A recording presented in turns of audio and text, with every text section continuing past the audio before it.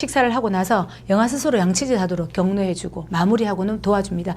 요때는 이제 밥을 다 먹고 아이들 개인이 이제 양치를 합니다. 1세 같은 경우에는 혼자 하기보다는 교사가 이제 도와주는데 2세 같은 경우에는 스스로 할 수 있게끔 하는데 아이가 좀 묻히거나 뭐 이렇게 흘리거나 이러더라도 교사는 그 부분을 이제 수정하기보다는 잘했다고 긍정적으로 이게 막 격려를 해주면 아이들이 더 잘하려고 하고 더 이렇게 설명을 해주시면 됩니다. 그래서 야단치시거나 나무라거나 이러면 아이들이 자존감이 떨어지니까 격려를 해주시는 게 필요하고요. 그리고 이제 바른 수도 사용 꼭꼭 씹고 그리고 골고루 먹는 것도 알려주는데 이게 너무 강조가 들어가면 안 됩니다. 강요나 강조. 아이들은 자연스럽게 선생님이 그 음식에 대해서 충분히 선생님 역시도 그 음식을 좋아한다. 기쁘게 먹는 그런 모습을 모델링하고 골고루 먹일 수 있게끔 하시면 됩니다.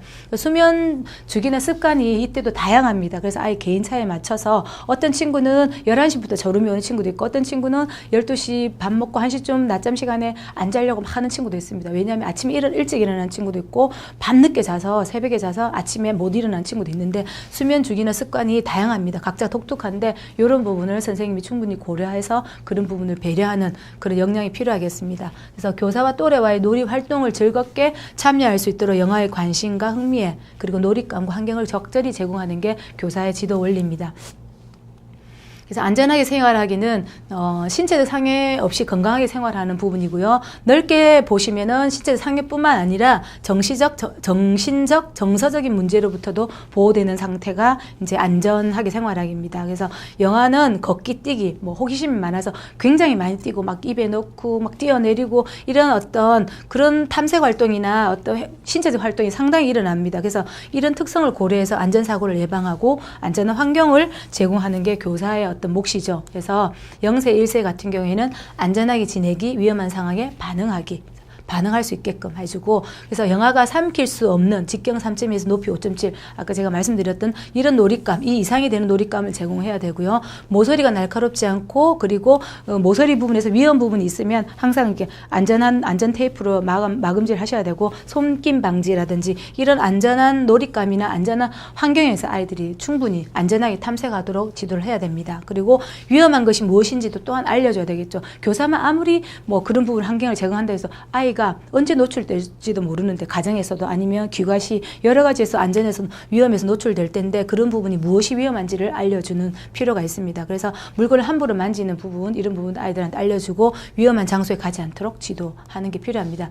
2세도 역시 안전하게 놀이하기 2세는 특히 교통안전 아이들 때 많이 신체가 움직이기 때문에 막 뛰어나갑니다. 그러면 차가 오면 위험하겠죠. 그런 교통안전에 대해서 충분히 알려주고 위험한 상황 알려주고 그래서 교사는 놀이기구나 놀잇감을 안전하고 올바르게 제공해야 되고 사용한 태도를 지도합니다. 그리고 시설물의 안전한 사용법, 활동에 대한 안전, 주의사항 등 안전에 관한 태도를 갖도록 지도합니다. 그래서 낮잠 및 휴식 영역에서는 수면과 이제 휴식은 일상생활이나 활동으로서 심신의 피로를 회복시켜주고 하루 종일 어린이집에 있는 친구들은 낮잠 및 휴식이 굉장히 중요합니다. 그래서 이런 부분에서 피로를 풀 수 있게끔 시간과 공간을 제공해야 됩니다. 이렇게 이런 부분에서 그리고 낮잠에서 휴식에서는 제가 말씀드렸듯이 체감과 통풍이 잘 되고 놀이 활동 영역과는 분리가 좀 돼야 되죠. 정적인 공간에서 조용한 공간에서 배치하시고 그리고 창에는 커튼이나 블라인드 설치해서 하시고 개별 침구를 사용한다. 개별 침구 가져와서 일주일에 한번 가정에서 세탁할 수 있게끔 그렇게 제공하시면 됩니다. 여기 영아들 잠자는 모습이고요. 수유 및 간식에서는 영양이 충분하게 먹는 즐거움을 느끼게 제공하시면 되고요. 교사는 이 시간을 통해서 이제 식사 간식 시간에 영유아의 개별적인 음식 선호를 살펴보시고 식습관 역시 파악하시고 상호작용을 할 수 있어야 합니다. 아이하고 충분히 얘기를 하고 많이 눈맞춤하시고 그리고 아이가 잘 먹는지 안 먹는지 그런 어떤 부분에 잘 기회를 활용해서 하셔서 부모 전달장에 반드시 기입해 주시기 바랍니다. 그래서 영아는 조용하고 쾌적한 안락한 공간에서 수유가 이루어질 때 이제 심리적 안정감을 느끼고 그리고 이런 부분 뭐 온수기, 냉장고 이런 부분이 구비되어야 한다라고 보시면 되고요. 기저귀 가리 영역 영아반이기 때문에 기저귀도 차고 있으니까 기저귀 가는 부분 이제 이런 부분 참고를 한번 보시면 됩니다. 기저귀 가리는 영아와 친밀감 높이는 좋은 기회인데 교사는 기저귀 갈 때 아이와 눈 마주치고 미소 짓고 말을 건네는 등 아까처럼 이렇게 이제 상호작용을 통해서 즐거운 시간이 되도록 이렇게 배변이 사실은 어른도 찝찝한데 아이 역시 찝찝하거든요. 그 찝찝한 부분을 그런 느낌을 기분을 즐거운 시간이 되게끔 바꿔주시는 게 교사의 역할이라고 보시면 됩니다. 그래서 기저귀 가리는 전용 매트가 있습니다. 매트로 사용하시고 기저귀 갈기 전에 소독을 한번 해주시고 기저귀 갈고 그리고 기저귀 갈고 나서 다시 그 소독해서 제자리에 놓고 그래서 교사는 항상 그런 부분에서 이렇게 일회용 장갑이라든지 이제 위생적으로 예, 그렇게 역시 준비를 하셔야 됩니다.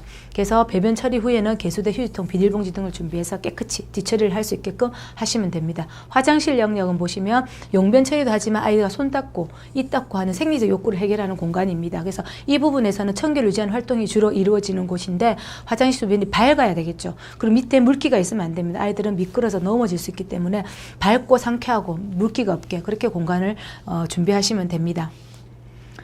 그래서 교사는 대소변 가리기를 강제로 진행하면은 안 됩니다. 강제로 진행하면 안 되고 영아들이 자연스럽게 또래 친구들 하는 거 보면서 자연스럽게 그렇게 익히도록 합니다. 그래서 대변기, 소변기는 영유아의 신체에 맞게 고려해서 제공을 하고 벽면에는 벽면에는 이렇게 이제 사용법 이렇게 이런 부분을 붙여 놓으면 좋습니다. 그래서 이렇게 입 닦기 뭐 손 씻기 이런 부분에서 이렇게 올바른 손 씻기, 옷 닦기 이런 아니면 이제 이렇게 낱개로 해서 아이들 눈높이에 맞춰서 이렇게 제공을 하면 아이들 그 그림 순서대로 하는 경우도 있기 때문에 이런 부분을 제공합니다. 그래서 손 씻기는 학기 전부터 학기 초에부터 이런 부분은 계속 훈련을 시켜야 되고요. 교사는 세면대 근처에 이제 손 씻는 방법, 이제 그림 자료, 비누, 수건을 비치합니다.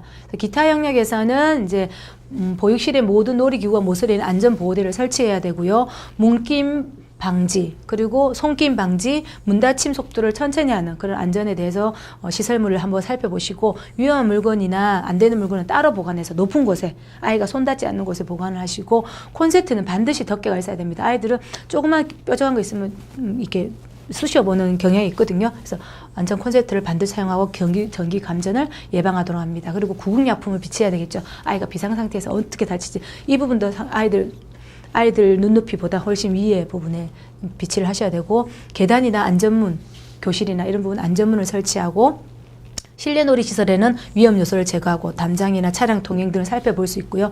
화재 시 대피할 수 있는 양방향 비상 통로를 설치하는데 이런 부분은 안전교육에서 화재 예방 교육을 수시로 진행합니다. 그래서 이런 부분에서 아이들한테 기본생활 습관에 어떤 부분이 형성되는지 여러분들이 다시 한번 꼼꼼히 살펴보시기 바랍니다. 수고하셨습니다.